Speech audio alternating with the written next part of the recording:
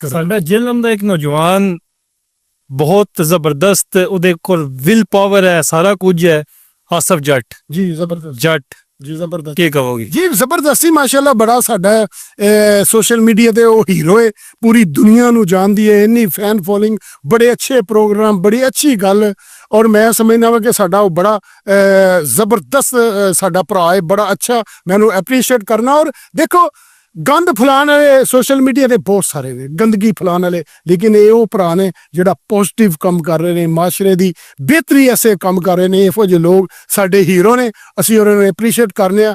ਬੱਬਰ ਸ਼ੇਰ ਸਾਡਾ ਜੇਲਮ ਦਾ ਇੱਕ ਨੌਜਵਾਨ ਬਹੁਤ ਜ਼ਬਰਦਸਤ, ਉਹਦੇ ਕੋਲ ਵਿਲ ਪਾਵਰ ਹੈ, ਸਾਰਾ ਕੁਝ ਹੈ।